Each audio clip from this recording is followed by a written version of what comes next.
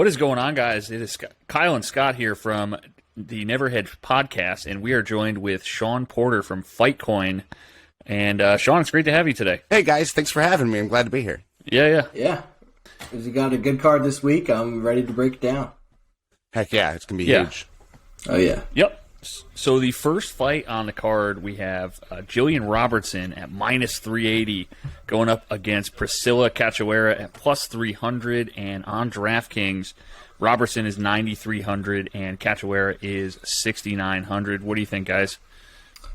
Yeah, so Too steep. minus 380, yeah, that's too much. It actually opened up a little bit wider. So that means money's coming in on Priscilla. I'm not willing to take Jillian Robertson at that price. I do think she wins. Shawn, what do you think of that? I'm sure she'll win, but it's just, there's no way. It's too steep to go for an underdog bet, so I'm just going to move along. Yeah, I completely agree. Minus 380 is too much to lay on someone not named Amanda Nunes or Shevchenko, so definitely stay away. Not going to even think about throwing a red cent on Cachoeira here. So moving on here. All right, next up we have Randy Costa at minus 195 going up against Tony Kelly, plus 165 on DraftKings.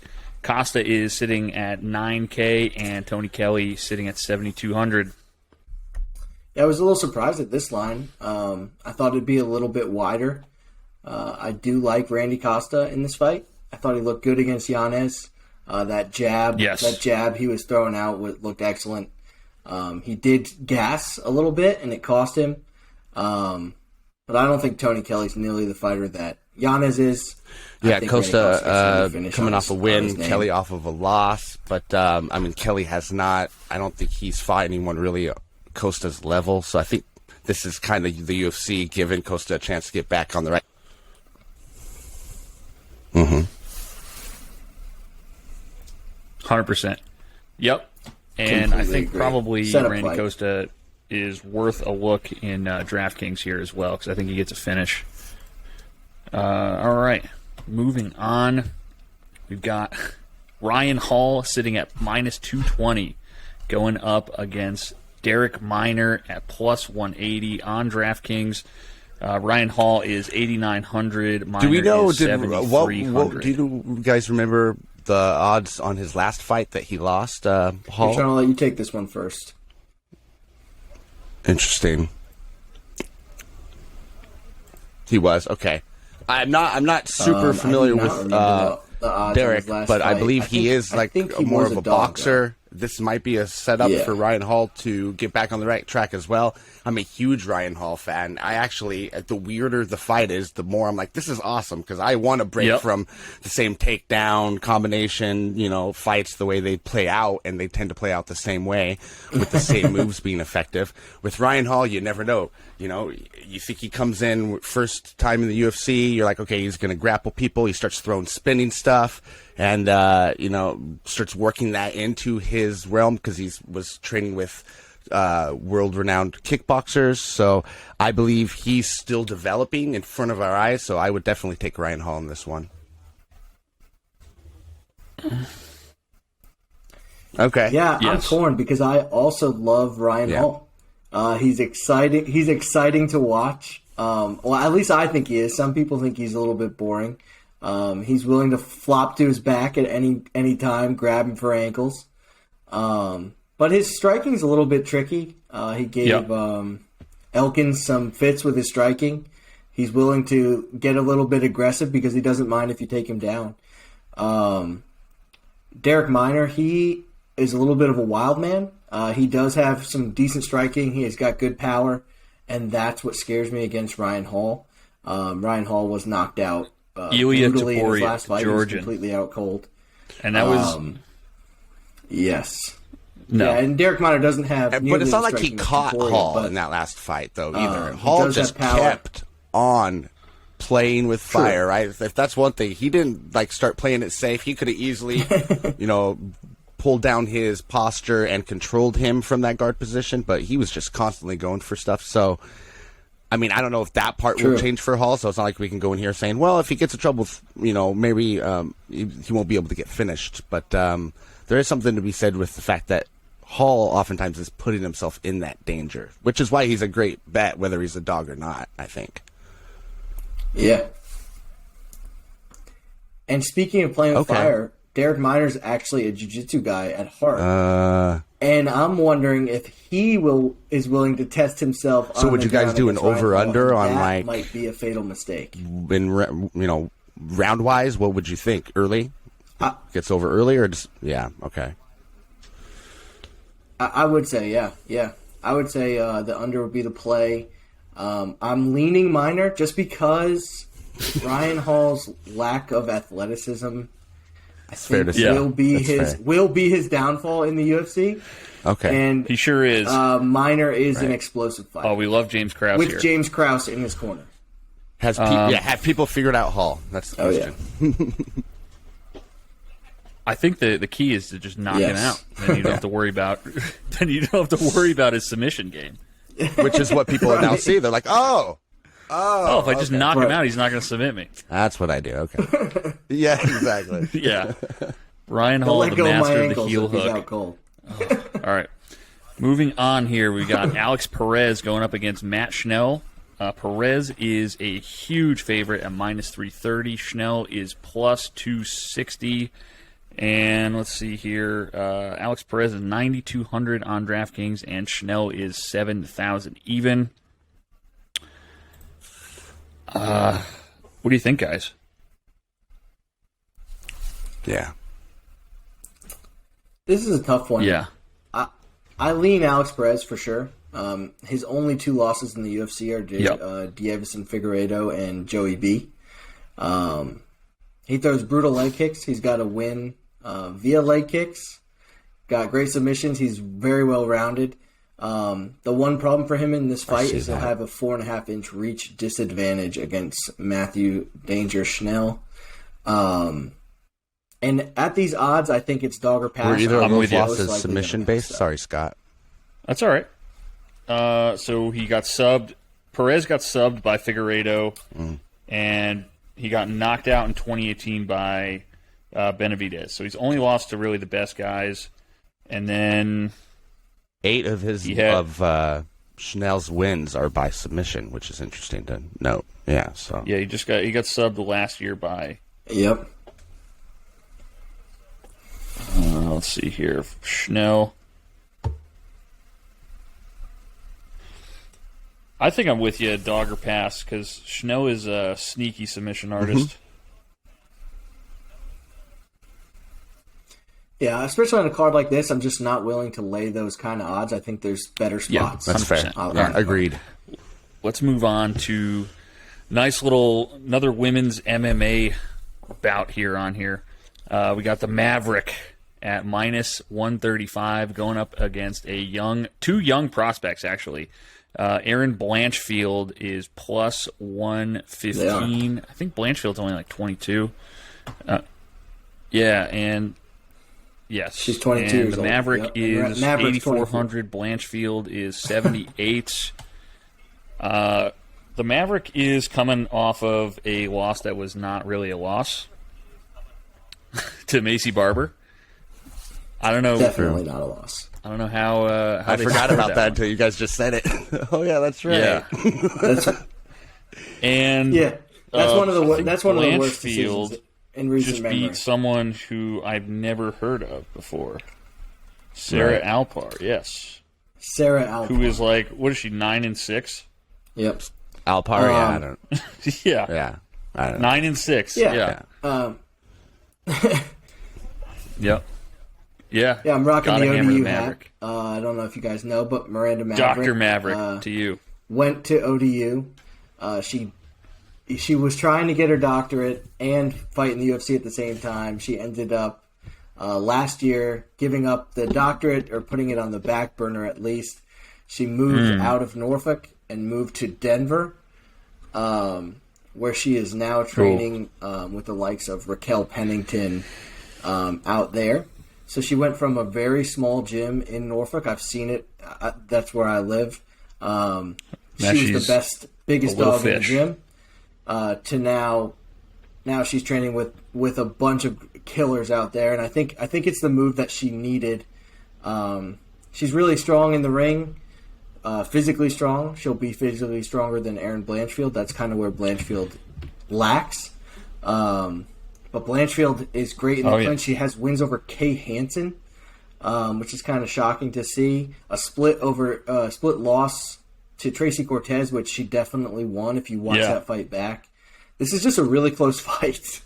I lean Maverick, but I'm definitely is biased, not a bad pick here. She's, I mean, they're about the same size. She's 5'4", 125. She looks like she walks around at probably $150. I don't know, maybe 145. She's fucking thick. She reminds me of Aspen Ladd. Yeah.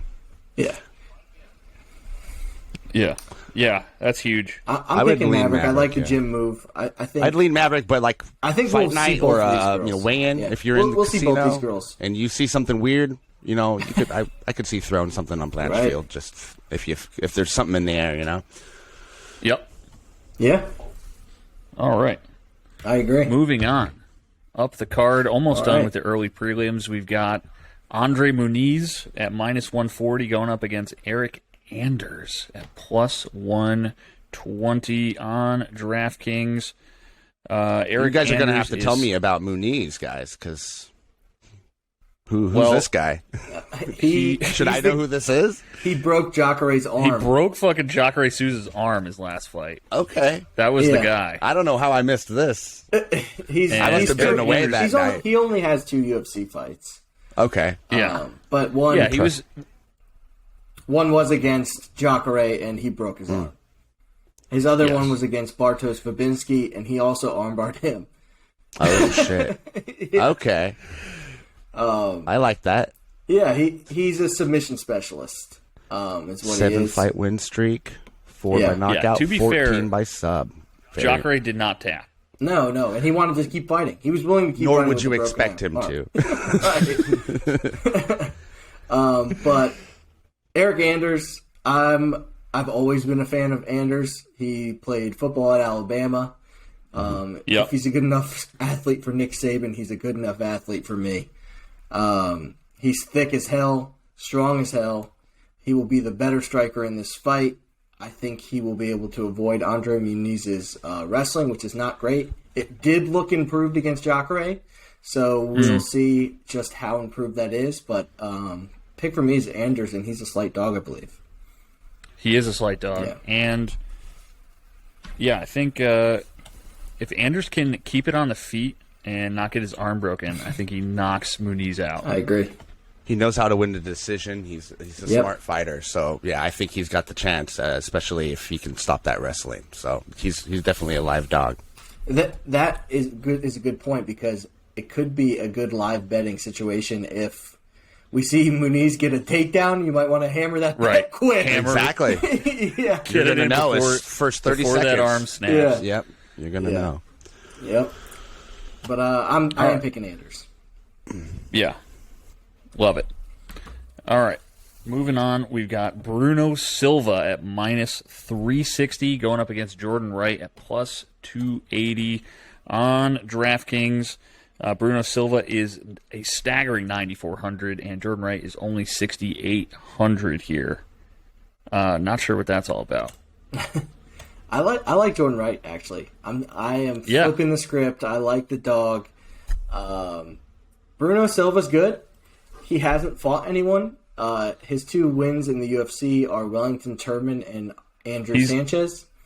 He's an absolute can crusher. And he was getting beaten by Andrew Sanchez all the way up into the finish. And Sanchez was completely gassed. We were all over Sanchez in that fight. It was horrible to watch because we had the decision in the bag if he could just last. Silva is tough. He will never give up. He carries his power throughout the whole fight. But he's taking on Jordan Wright, who also has extreme power. Offensively, Jordan Wright is a superstar. If you were to just look at his highlights for offense, you'd be like, why is this guy not ranked higher? And it's because he has a questionable chin, was knocked out cold by Joaquin Buckley. one interesting fact that I found going into this fight is where Bruno Silva struggled with the wrestling of Andrew Sanchez. Jordan Wright has been training with Derek Brunson for the lead up to this fight. Oh boy. So just a little interesting tidbit. I like the dog shot here. You have to take some shots. I like this one. Absolutely. High risk, high reward.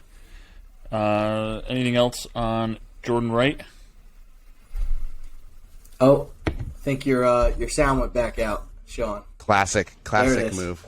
I was trying not to do that the whole show. No, this guy's awesome. I'm actually seeing the possibility between a sub parlay between a few of these fights. That would probably get you a pretty good payoff. But I think Jordan Wright he's kind of a gem. You know, that's hidden still a little bit because you said he's got that knockout that lowered his stock a little bit. But I mean, he has no decision wins, all finishes, and you know, I think now that you're mentioning the wrestling training that he might be doing for the prep of this fight, I think he has all the tools to be a dog to bet on. So, yeah, I could see that for sure. 100%. Let's do it. Yeah. All right, and we got some big boys coming in. This one is a pick'em, and it's probably going to be an absolute banger. My gut tells me hammer the under, but who the hell knows? I mean, I thought under for sure against William Knight and Menefield. Oh, yeah. That was the most boring fight I've ever seen. And very frustrating with the outcome. That was horrible. Yes. And on DraftKings, Tuivasa is actually the slight favorite at 8,300. Sakai is coming in at 7,900, but still very close. That's interesting. Shawn, what do you think about this fight? I'm just looking to watch this one. I don't really know. Sakai, they both have a tendency to come back, look like they're losing early, so it's going to see. Maybe it's going to depend on who kind of takes the initiative and is the aggressor in the early first round. It's kind of going to depend on, I think, who pulls out, depending that the cardio and everything stays up. But yeah, I would just enjoy this one. I have to go with my guy Tai Tuivasa. 100%. Sakai coming off 2 losses by knockout. And he got absolutely knocked the fuck out against Rosenstrike. Yeah, he did fight Jersey. Buzzer beater. Yeah, it was. But it's a tough fight. That's true. Tai Tuivasa said one thing that I don't necessarily love in the lead up to this fight. He said, I've had to learn this MMA thing on the run, and I've still got a lot to learn. I'm not a mixed martial artist. I'm a bluer, I'm a brawler, but the more experience I get, the better I perform. So just admitting he doesn't care all that much besides anything besides striking. He's Mark Hunt 2.0. Yeah. The thing is, Augusto Sakai is also a striker, so it might not cost him in this fight. And he's right. If he goes against a submission artist, he's tapping immediately. He's got no answer. If it goes more than 45 seconds, which is would he be Greg Hardy 1 minute, Hunsucker 49 seconds, and Stefan Struve a buzzer beater 4:59, all first round. Yeah, it hits hard as hell. It really should be a stay away. I'll probably have a small bet on Tai Tuivasa just to do a shoey when he wins. Yeah, you gotta drink beer out of shoes after. Yeah, for sure. I feel like you have to have one of these, one or both in DraftKings. I can see that because Tuivasa is, I mean, if he wins, it's going to be by knockout. Yeah. And Sakai, for a heavyweight, actually throws pretty decent That's fair. Yeah, that's definitely. Yes, he does. Yeah. Which is what I'm thinking is like it's the volume against maybe the counter. I mean, he actually looked of Sakai looked pretty good against Rosenstrike until he got knocked out. Yeah. He did. So he did. All right. He did. Moving on here. Almost to the end of the prelims. We got 2 more before the main card. Pedro Munoz going up against Dominic Cruz. Another pretty much a pick'em. Munoz is -115. Dominic Cruz is -105. And let's see here. Munoz is actually they're both 8,100. So dead even on DraftKings. Yeah. It pains me to say that. I'm thinking of fading Dominic Cruz. I don't think I've ever picked against him ever. But I'm thinking of doing it this time. What do you guys think? I like Munoz, man.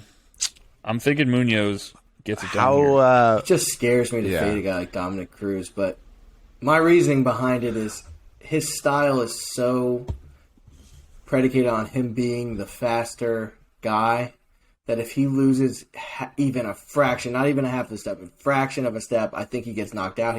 He leaves his chin out. If you watch the tape on him, his chin is wide out there. He just has such good footwork that he doesn't get hit. But if he loses a little bit against a guy like Pedro Munoz, he can go out. Yep. But it scares me. It scares me. This is one I can't wait for, though. I love watching Dominic Cruz fight. Yeah, these are two older guys. We'll see if Dominic Cruz wants to keep this one standing, as Munoz is a submission artist. I see most of it going on the feet. Yeah.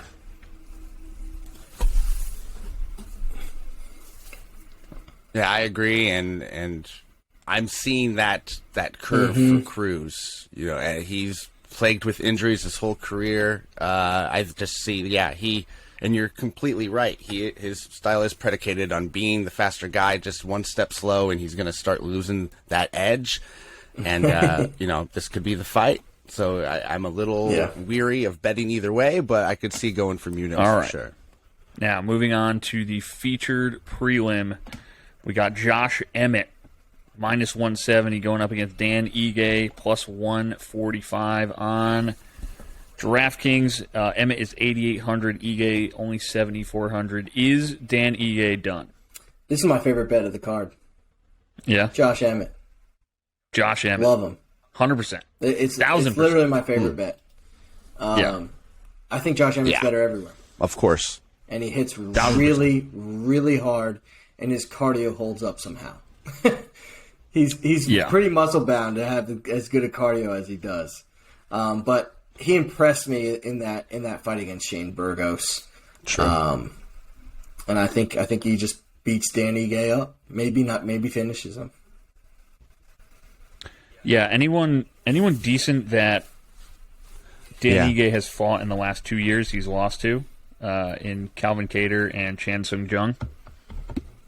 And I mean, Josh Emmett could be, he's right up there with Giga Chikadze is like dark horses for the 145 pound class. You know I love Giga. Oh yeah.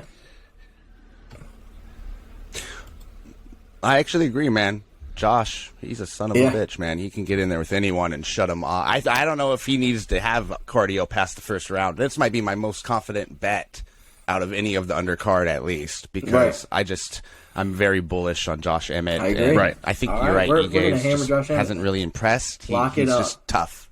But I think Emmett's got the tools to get him out of there. Use all your fight coin. So. All right, on to the main card. We've got Raulian Paiva, exactly, plus 250 going up against Shawn O'Malley, who is minus 310. O'Malley is 9,100. Paiva is 7,100. What do you think? I'm interested to see what you think here, because O'Malley had some issues with kid from fucking Central Mass his last fight. Yeah, Central Mass kids are tough.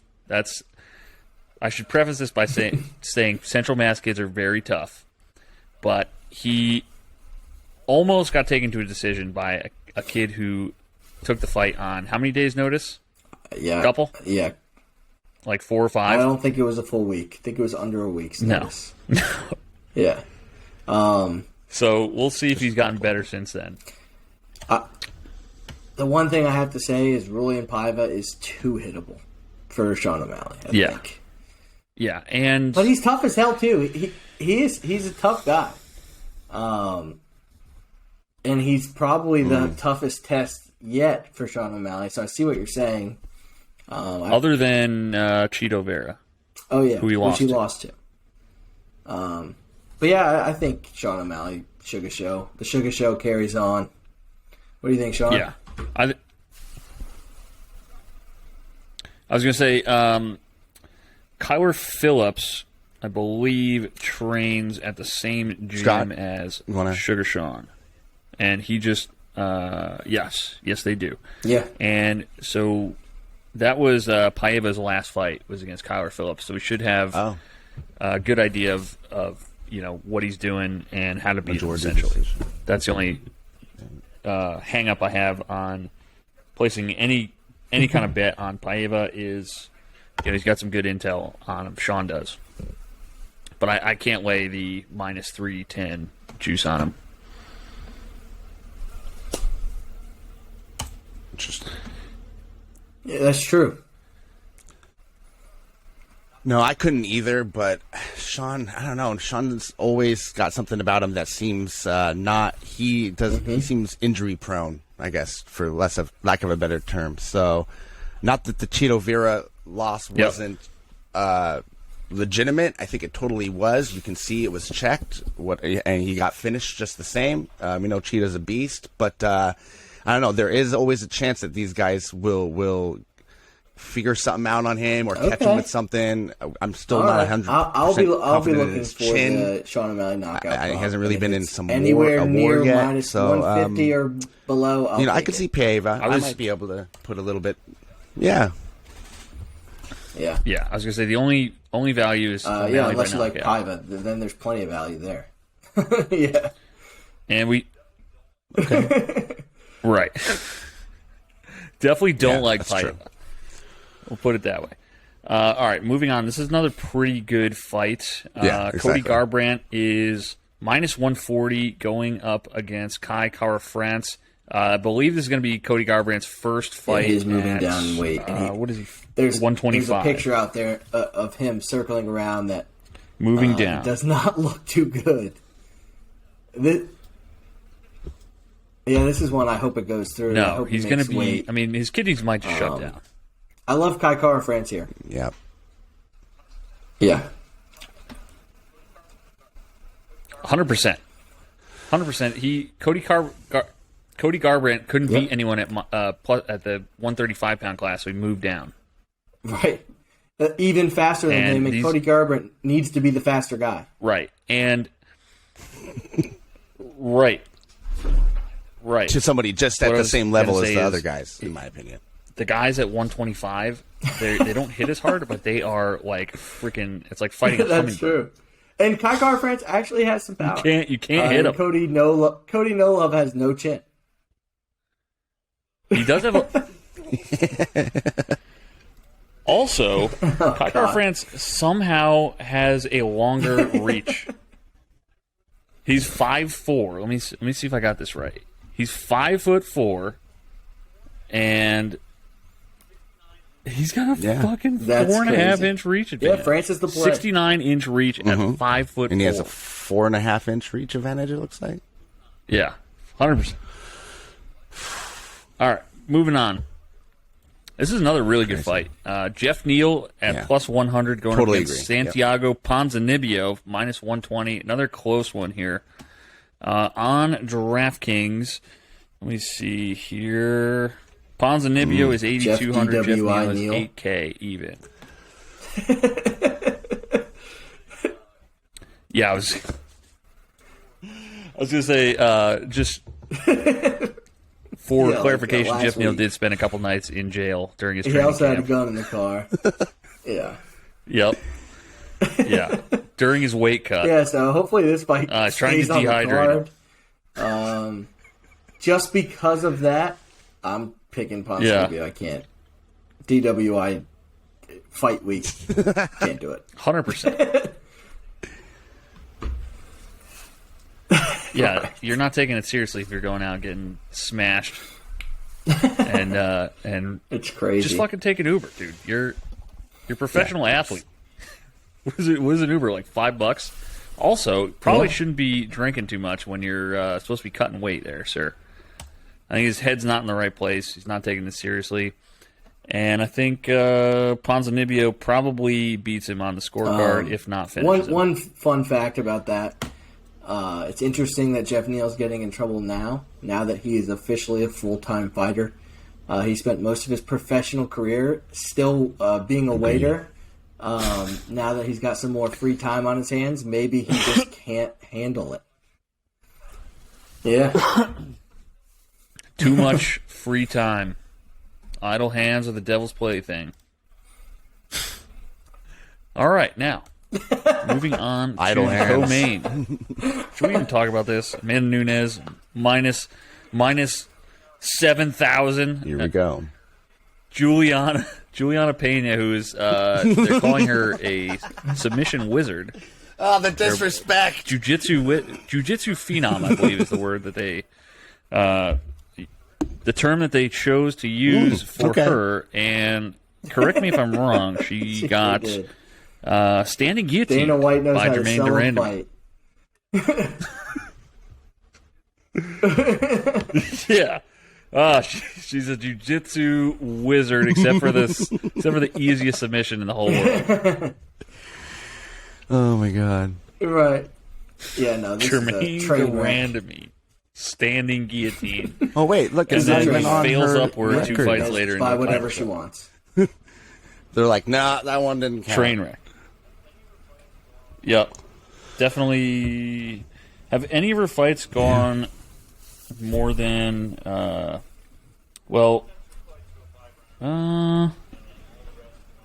she's had 2 fights go 5 rounds, and then all the rest are I can see that one-round too. finishes. I think this is going to be another Hard one-round to finish. argue. Yeah. Yeah. All right.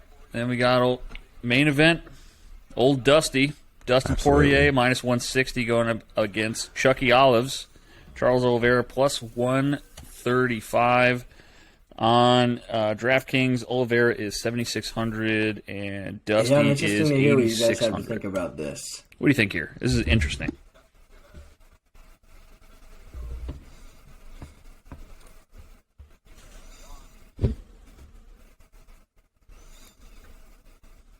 Well, first of all, Right. do you think Dustin's gonna?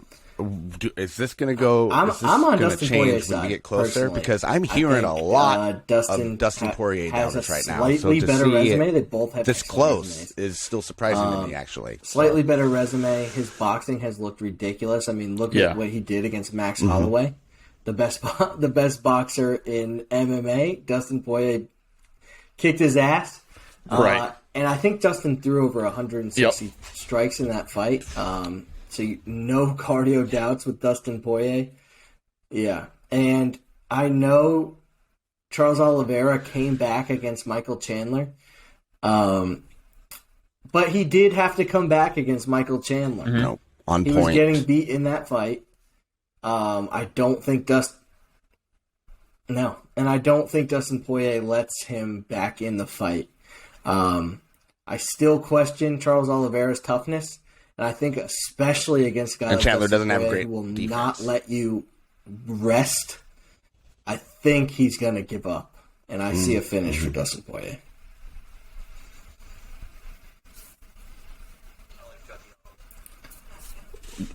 Submission or strike? I like Chucky Olives. I could see it. Submission. Yeah. I mean, I can see that. If he gets one takedown, It- game over. And I think that Charles Oliveira has the luxury of being able to do well wherever the fight is, whereas if he gets Dustin to the ground, Dustin is in deep trouble. This is a close one. It's a great main event. But I don't think it's going to decision though. I have him on. I have Chucky Oliveira on DraftKings. Full disclosure. I'm picking Dustin. Scott's picking very Chucky. biased. Who you picking, Shawn? All right.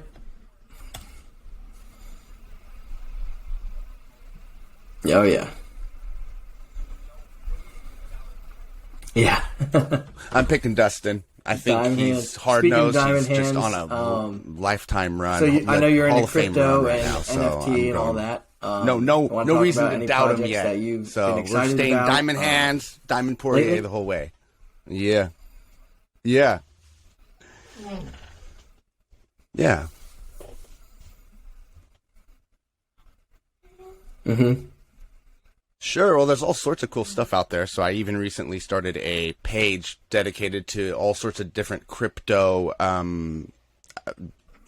There's all sorts of cool things going on out there, pick'ems and stuff like that. So I've started doing that sort of thing, and that's over at Crypto Combat MMA on Twitter. You can check that out. I'm also part of the Fightcoin team, and this is a crypto project that is doing a Fightcoin that 2% of all of our allocations of the coin go to Fight Fund, which has already helped send the Palestinian kickboxing team to a tournament. We sponsored somebody for the Waco World Championships. We're helping with fighting children's sexual trafficking in the Philippines. We've done a little bit with a project over there. So all kinds of cool things going on. That's all driven by us developing a game like a Street Fighter game, so action fighting style, but with NFTs as the characters, and say like NFTs as gloves that give you cool superpowers and stuff like that. So all of that will be 2% of everything that we make off of that will go to this Fight Fund, and we're in early development of that and allowing people to get in and kind of grow with the game and tell us what we're doing right and what they love and what we could improve upon and grow with the community. So that's what we're doing. You can check us out at over at Fight Legends NFT if you want to check out the game, and Fightcoin HQ if you want to check out DraftKings at all? the head of the project. So yeah. Thank you for having me, guys. Super much. I haven't done DraftKings. I'm actually in Washington State, so we're not allowed except for to burn do buildings down fun because of the Native American. Yeah. Well, that's a whole nother thing. We're not even going to that. No, but the casinos are starting to implement sports betting very slowly. Like I called, and they're like, it's Scott, do you want to so who knows when they actually implement it? But it'll be fun, and that'll definitely get me in there. So, yeah. Yeah, real quick. All right. Most to least expensive, I have Jillian Robertson, 9,300. Josh Emmett, 88. Miranda Maverick, 8,400. Tai Tuivasa, 83. Kai Kara France at 75. And Charles Oliveira at 7,600. I think this is a pretty stacked lineup. I am looking for who screws it up for me. And I don't know. I went with maybe Jillian Robertson on my lineup. I got Jordan Wright, Derek Minor, Kai Kara France, Pedro Munoz, Josh Emmett, and Amanda Nunes.